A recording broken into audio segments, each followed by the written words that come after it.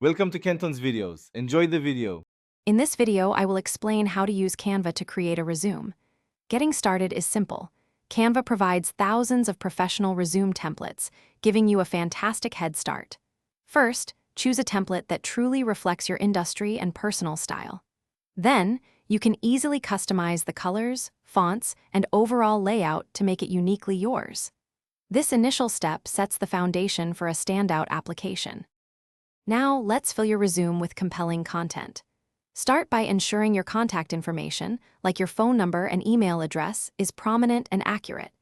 When describing your work experience, use strong action verbs and include quantifiable achievements whenever possible. For example, instead of managed projects, try managed 20 projects, increasing efficiency by 15%. Don't forget to add your education, certifications, and key skills. Canva's intuitive drag-and-drop interface makes customizing your resume incredibly easy.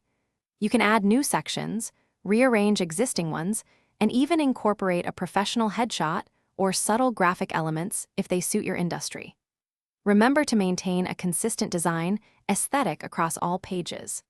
This attention to detail ensures your resume looks polished and professional, making a strong visual impact on potential employers.